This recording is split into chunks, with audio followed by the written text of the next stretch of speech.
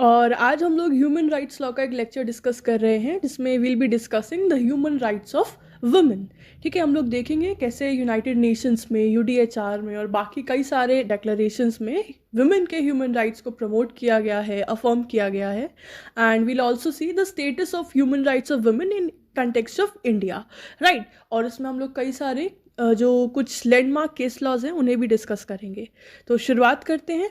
देखो, ये माना जाता है जो वुमेन है ना, वो एक वल्नरेबल कैटेगरी में इंक्लूड होती है। वल्नरेबल से वी मीन टू से वो कैटेगरी या वो ग्रुप ऑफ इंडिविजुअल्स जिनको स्पेशल केयर की ज़रूरत है, या मैं कहूँ जिनके ऊपर रिस्क की सिचुएशंस जो हैं वो ज़्यादा रहती हैं, रिस्क फैक्टर ज़्यादा रहता है, उनके ऊपर एक खतरा रहता है किसी भी तरीके के अटैक होने का। So there are certain group of human beings which either by nature और because of the deep rooted customs are weak and vulnerable. तो ऐसे कुछ सर्टेन ग्रुप्स होते हैं ह्यूमन बींग्स के हमारी सोसाइटी में, हर सोसाइटी में, जो कि या तो उनके खुद के नेचर की वजह से या फिर हमारे कंट्री के या हमारी सोसाइटी के कुछ डीप रूटेड, कुछ कहते हैं ना रूढ़िवादी पुराने कस्टम्स की वजह से वो वीक कंसिडर किए जाते हैं या वल्नरेबल। जैसे कि चिल्ड्रन, वुमेन, disabled persons या aged persons, migrant workers or persons which are belonging to the particular race, caste etc.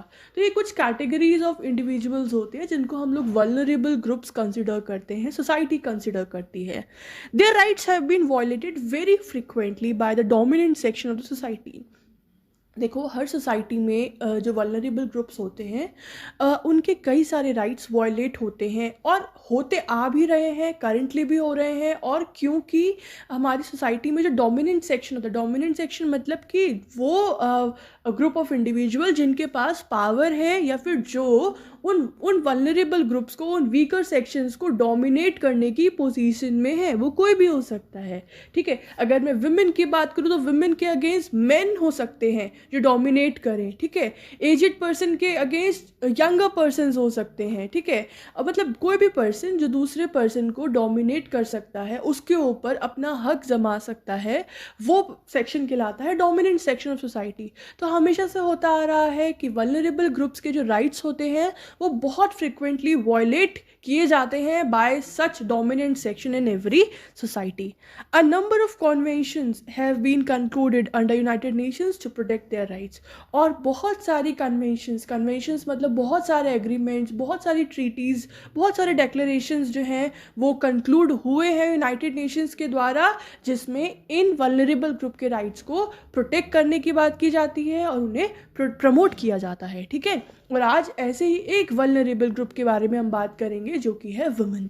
आगे वीडियोस में हम लोग चिल्ड्रन के राइट्स के बारे में भी बात करेंगे, माइग्रेंट वर्कर्स के भी, and so on. Here we are only discussing the rights of women. So let's begin. The advancement of women has been the focus of work of United Nations since its creation। यहाँ पे कह रहे हैं जब से United Nations setup हुआ है, since its creation, इसका जो एक कहते हैं ना कि United Nations के जो ऑब्जेक्टिव्स हैं उसमें इसका एक core objective, core focus women के एडवांसमेंट का भी रहा है। United Nations preamble sets a very basic role to reaffirm the faith in the fundamental human rights, in the dignity and worth of the human being, in the equal rights of man and women. अगर हम लोग United Nations के preamble को read करते हैं तो वो ये बोलता है कि हर ह्यूमन राइट की डिग्निटी को अफर्म करना है, मेंटेन रखना है, और ह्यूमन बीइंग में नो मैटर कोई भी डिस्क्रिमिनेशन नहीं किया जाएगा। There shall be the equal rights to both man and women. तो प्रीएम्बल भी जो यूनाइटेड नेशंस का है वो एक इक्वल फुटिंग प्रोवाइड करता है to both the gender of man and women. In 1946, a commission on status of women was established to deal with the women's issues। 1946 में एक कमीशन सेटअप हुई थी। देखो, अब एक एक करके ना कुछ डेक्लरेशंस के नाम आएंगे, कुछ कन्वेंशंस के नाम आएंगे। तो क्योंकि ये हमारे वुमेन के जो हम लोग ह्यूमन राइट्स डिस्कस कर रहे हैं, टॉपिक डिस्कस कर रहे हैं, इसमें इंपॉर्टेंट रोल प्ले किया है। So you have to remember if you are preparing for any answer writing purpose, तो ध्यान से सुने, ध्यान से समझे। सीरीज में ईयर वाइज तैयार करेंगे ना तो ध्यान से याद हो जाएगा। तो देखो, यहाँ पहला हमारा नाम आया है 1946 में एक कमीशन सेटअप हुई थी। इसका नाम था commission on status of women. ये किस लिए सेटअप हुई थी, इस्टेब्लिश हुई थी to deal with the women's issues, women से रिलेटेड जितने भी इश्यूज हैं उनको डील करने के लिए। Commission on status of women. Further universal declaration of human rights UDHR, जिसका हम लोगों ने लास्ट लेक्चर ही डिस्कस किया था, वीडियो का लिंक डिस्क्रिप्शन में डाल दूंगी, जरूर देखिएगा क्या है ये. So UDHR had affirm the principles which proclaim that all human beings are born free and equal in dignity and rights, and that everyone is entitled to all the rights and freedom without any kind of distinction, including the distinction of sex. तो यहाँ पे बोल रहे हैं UDHR भी, ये जो UDHR का एक बहुत ही इंपॉर्टेंट डॉक्यूमेंट है, ये भी अफर्म करता है ये प्रिंसिपल्स कि सभी ह्यूमन बींग्स फ्रीली बॉर्न होते हैं, किसी के बीच में कोई डिस्क्रिमिनेशन नहीं होता है, सभी इक्वल डिग्निटी के साथ सस्टेन करते हैं, सबके राइट्स इक्वल हैं, everybody is entitled to all the rights, जितने भी राइट्स हैं वो सभी को मिलेंगे, सभी को एक समान रूप से मिलेंगे और किसी भी तरह का सेक्स के बेसिस पे डिस्टिंक्शन नहीं किया जाएगा. तो हमने जाना कि यूनाइटेड नेशंस में भी इसकी बात की गई है वुमेन के राइट की, और यूडीएचआर में भी. Further, general assembly of 7 November 1966 adopted a declaration on elimination of discrimination against women. General assembly ने 1967 में एक डेक्लेरेशन अडॉप्ट किया था जिसका नाम है declaration on elimination of discrimination against women. मतलब महिलाओं के अगेंस्ट जो भी डिस्क्रिमिनेशन होता है उसे हमें एलिमिनेट करना है, उसे ख़त्म करना है, उसके ऊपर ये डेक्लेरेशन था. In order to implement the principles set forth in declaration, अब ये जो डेक्लेरेशन अडॉप्ट किया है इसके प्रिंसिपल्स को इम्प्लीमेंट करने के लिए, मतलब कि इन फोर्स में लाने के लिए एक कन्वेंशन को हमने अडॉप्ट किया. That was the convention on elimination of all form of discrimination against women. ठीक है, देखो वही जो हमारा डेक्लेरेशन का नाम है ना, वही नाम है इसका, वो था declaration on elimination of discrimination against women. ये है convention on elimination of all form of discrimination against women, and ये अडॉप्ट किया गया था बाय जनरल असेंबली ऑन 18 दिसंबर 1979 को. तो डेक्लेरेशन तो आपका अडॉप्ट हुआ था 1967 में, लेकिन ये कॉन्वेंशन जो है वो सेटअप हुई, ये आपकी साइन हुई 1979 में. ठीक है, देखो ये सभी ही जो भी पॉइंट्स हैं दीज आर इक्वली इंपॉर्टेंट और ये सीरीज में मेंशन है, सो डू रिमेंबर दीज. ठीक है, कोई कंफ्यूजन नहीं होना चाहिए. Further, the international bill of rights for women came into force on 3 सितंबर 1981, और 2 साल के बाद जो हमारा इंटरनेशनल बिल ऑफ राइट्स है related to the rights of women वो इन्फोर्स हुआ 3 सितंबर 1981 को.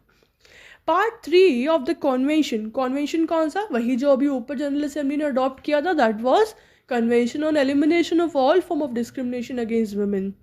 सो इसका जो पार्ट 3 है, it lays down a number of fields where the state parties are required to take steps to eliminate the discrimination against women which are as follows. तो part 3 basically कुछ वो सारे फील्ड्स बताता है जिसमें जितने भी स्टेट पार्टीज़ हैं, जितनी भी स्टेट पार्टीज़ होंगी इस कॉन्वेंशन की, जिन्होंने इस कॉन्वेंशन को साइन किया होगा, जो इसकी मेंबर होंगी, उनको रिक्वायर्ड स्टेप्स लेने होंगे वुमेन के अगेंस्ट किसी भी तरीके का अगर डिस्क्रिमिनेशन हो रहा है इन सारे फील्ड्स में, तो उसमें आपको स्टेप लेना पड़ेगा. कौन कौन से फील्ड्स बताए गए हैं इस पार्ट 3 में, like education, employment, health care, economic and social life, women in rural areas, equality before law, marriage and family relations. तो यही सारे कोर एस्पेक्ट्स होते हैं, फील्ड्स होते हैं जिसमें वुमेन का डिस्क्रिमिनेशन रहता है कि उनको ना तो प्रॉपर एजुकेशन इंश्योर की जाती है, इम्पार्ट की जाती है, ना ही उन्हें एम्प्लॉयमेंट में राइट्स मिलते हैं, उनकी हेल्थ केयर फैसिलिटीज़ पे ध्यान नहीं दिया जाता है, रूरल एरियाज़ में जो है वुमेन की लाइफ और मिजरेबल होती है, उनको इक्वल राइट्स नहीं दिए जाते हैं, इक्वलिटी नहीं इंश्योर की जाती है बिफोर लॉ और in the court of law, या मैरिज के कंटेक्स्ट में, या किसी भी और फैमिली रिलेशंस में. तो यही बोला है कन्वेंशन के पार्ट 3 ने, that in all of these particular fields the state parties are required to take the effective measures or steps to eliminate all sort of discrimination against women. Clear? The state parties to convention condemn discrimination against women in all its forms and undertake the following appropriate means. और ये सारे fields में उनको जो है required discrimination को prevent करने की कोशिश करनी है, प्लस फॉलोइंग मेजर्स भी लेने हैं. क्या क्या? To embody the principles of equality of man and women in their national constitution and in other legislations. कि क्या करना है स्टेट पार्टीज़ को, कि जितने भी उनका जो भी उनके कंट्री का कॉन्स्टिट्यूशन है या जो भी उनके और लेजिस्लेशन लेजिस्लेशंस हैं उन सब में equality of man and women का प्रिंसिपल जो है वो इम्बॉडी कराना है, वो उसमें अफर्म कराना है। दूसरा, to adopt appropriate legislative and other measures prohibiting all discrimination against women. इसके अलावा और भी जितने भी नेसेसरी लेजिस्लेटिव मेजर्स अगर लेने की ज़रूरत पड़े तो वो सब भी अडॉप्ट करने हैं bye the legislature of the country for what, for prohibiting all form of discrimination against women. Clear? Further, to establish the legal protection of rights of women on equal basis with man। ये भी ensure करा जाए कि women को या women के rights को equal legal protection मिले जैसे कि मैन को मिलती है, इक्वल फुटिंग पे मिले। Fourth, to repeal all the national penal provisions which contribute discrimination against women. और जितने भी अभी तक एग्जिस्ट करती हैं जो भी नेशनल प्रोविजंस जो कि कहीं ना कहीं वुमेन की डिस्क्रिमिनेशन में कंट्रीब्यूट कर रही हैं, मतलब महिलाओं के संग भेदभाव कर रही हैं, ऐसे सभी किसी जो भी लेजिस्लेशन में प्रोविजंस हैं उन सभी प्रोविजंस को रिपील कर दें। तो ये 4 मेजर स्टेप्स लेना ज़रूरी है जो भी स्टेट पार्टीज़ हैं इस कॉन्वेंशन के for the fulfilment of the purpose. जो पर्पस है इस कॉन्वेंशन का, इस डेक्लेरेशन का, उसको फुलफिल करने के लिए।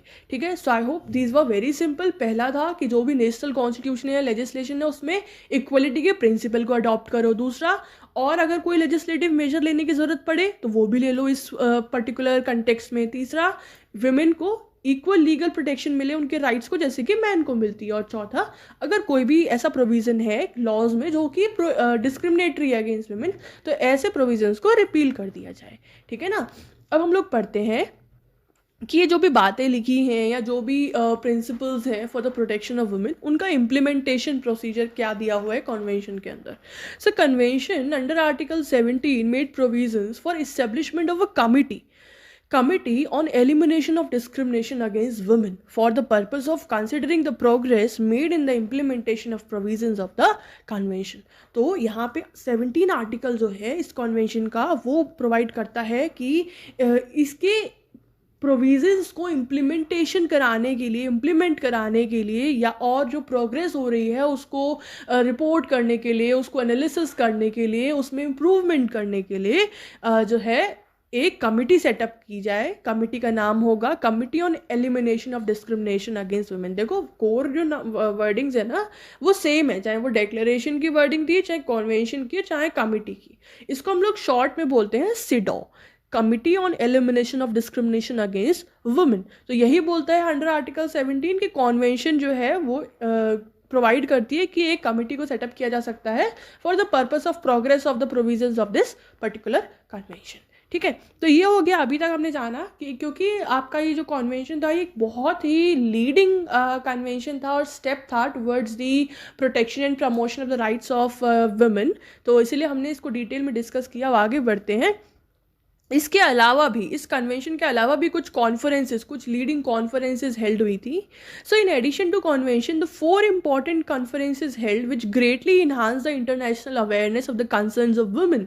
कि इस कन्वेंशन के अलावा भी चार मुख्य कॉन्फ्रेंस हेल्ड हुई थी जो कि जिन्होंने बहुत ही क्रूशियल रोल प्ले किया है वुमेन राइट्स के अवेयरनेस को इंटरनेशनल लेवल पे इन्हांस करने के लिए। वो 4 कौन सी हैं ये आपको याद रखना है। पहला है, देखो सीरीज में है, ईयर के सीरीज में है, पहला है Mexico city 1975 conference, Copenhagen 1980, Nairobi 1985 and Beijing 1995।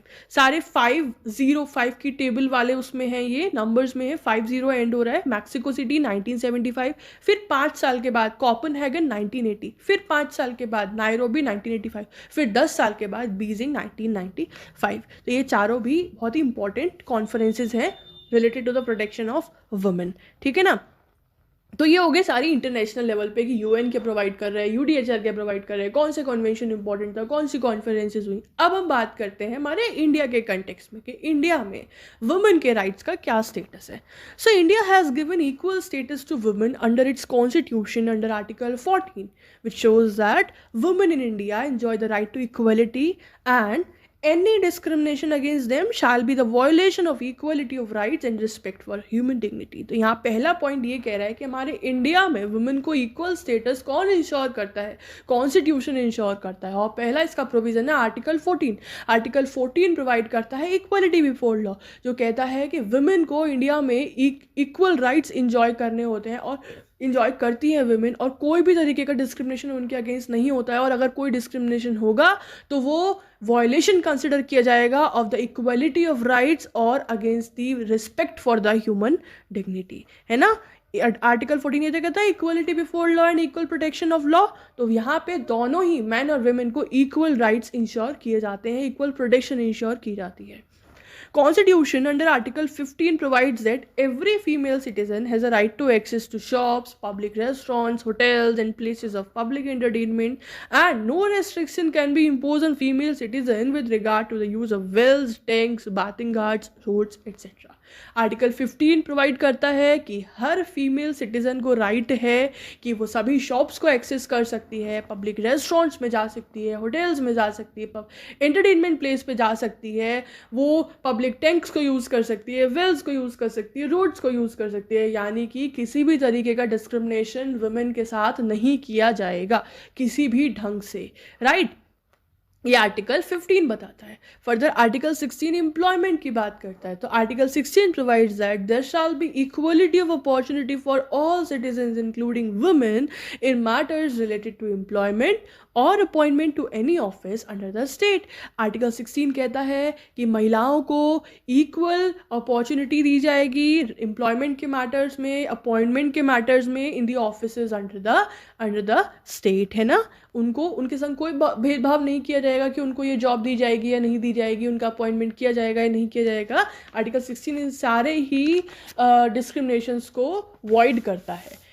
In order to improve their status, Constitution provides under Article 15 Clause 3 that state may make special provisions for women। इसके साथ साथ 15 Clause 3 में ये भी लिखा हुआ है कि स्टेट अगर चाहे तो वो महिलाओं के लिए स्पेशल प्रोविजंस भी बना सकता है।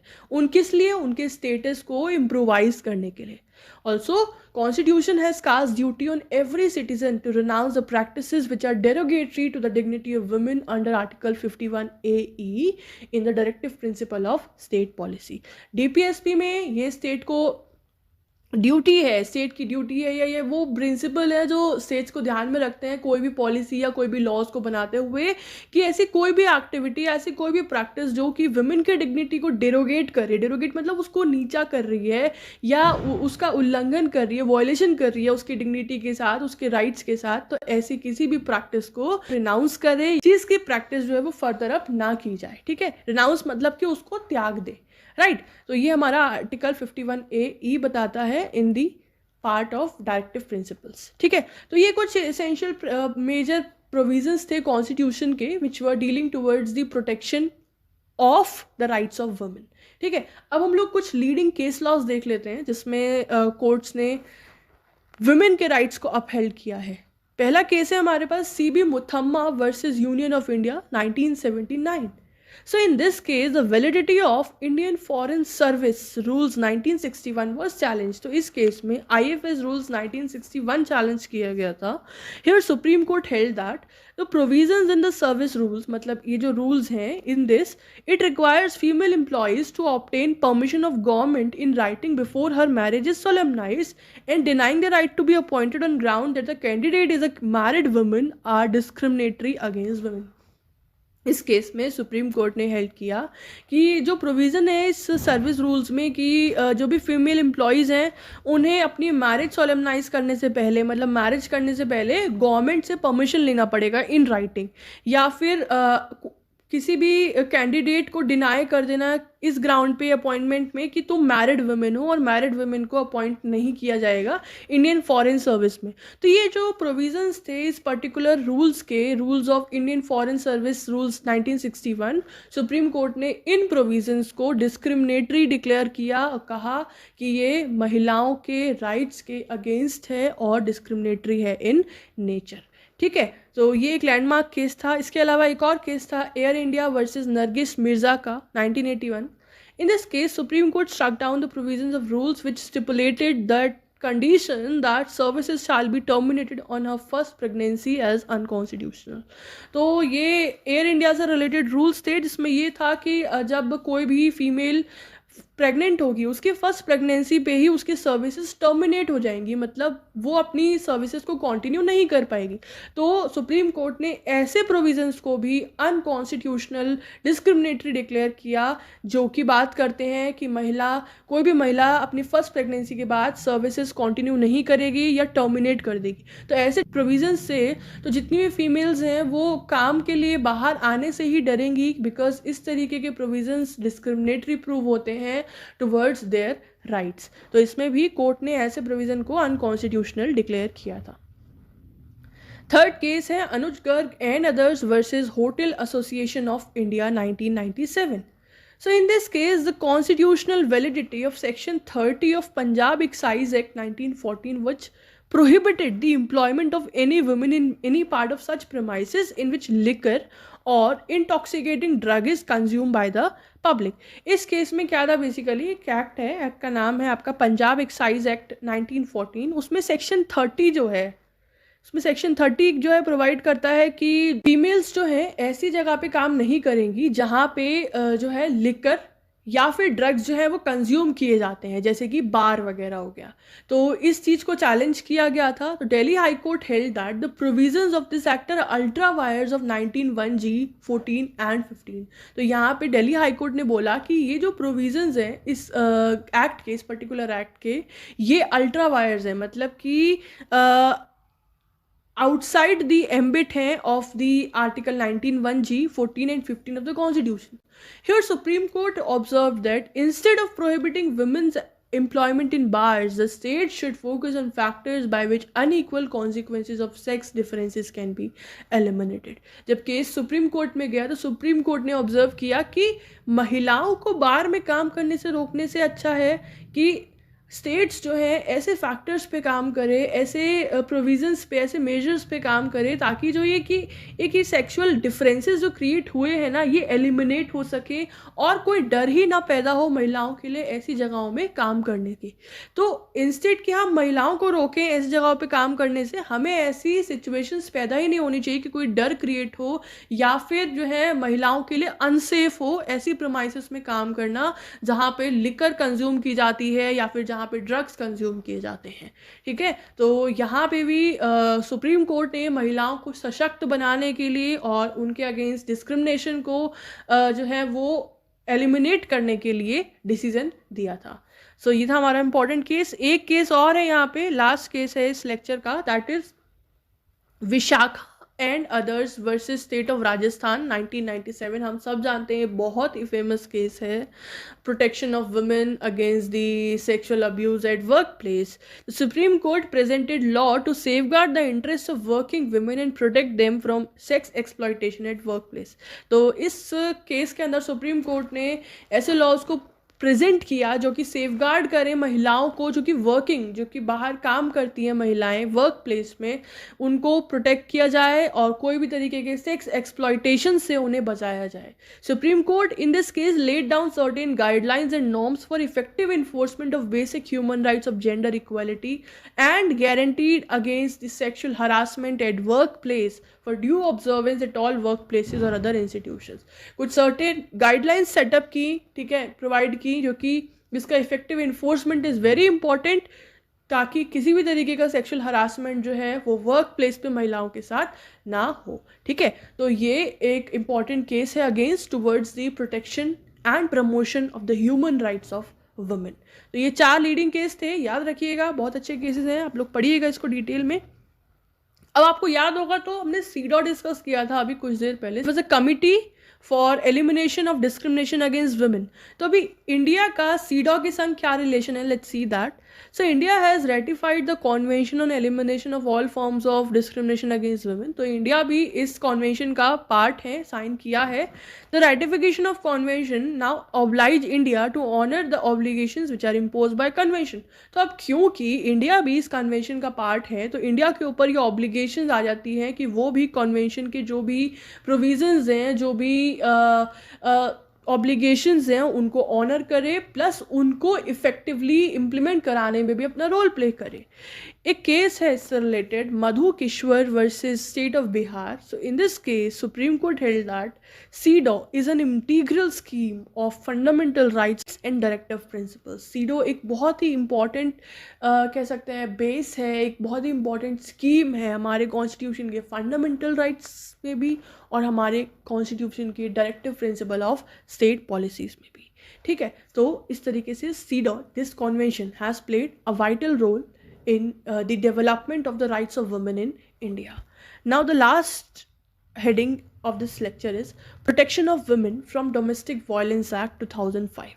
So in order to provide the effective protection of rights of women who are the victims of violence of any kind occurring within the family, the Protection of Women from Domestic Violence Act 2005 was enacted by the Parliament, which came into force by the Ministry of Women and Child Development on 26 October 2006. तो महिलाओं का protection provide करना किसी भी तरीके के violence से जो कि उनके साथ उनकी फैमिली में होते हैं, उनके इन लॉज के द्वारा होते हैं, उसके हस्बैंड के द्वारा होते हैं, वो वायलेंस, वो डिस्क्रिमिनेशन, वो वायलेंस किसी भी तरीके का हो सकता है, मेंटल, फिजिकल और किसी भी तरीके का अब्यूज़। तो उन सारे वायलेंस से इफ़ेक्टिव प्रोटेक्शन इंश्योर करने के लिए पार्लियामेंट ने एक लॉ पास किया, that was a protection of women from domestic violence act 2005, जो कि इन्फोर्स हुआ था, इनेक्ट हुआ था 26 अक्टूबर 2006 में। तो ये एक बहुत ही कह सकते हैं एक लैंडमार्क स्टेप था by the legislature of our country towards the protection of the rights of women.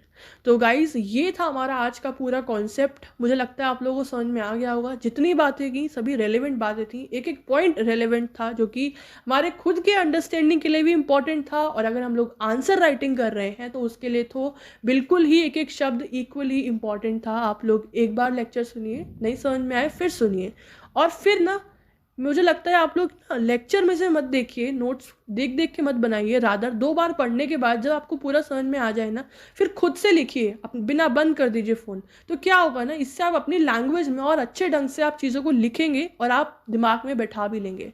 तो यही था आज का लेक्चर। कोई डाउट हो तो फ्रीली कमेंट सेक्शन में पूछो।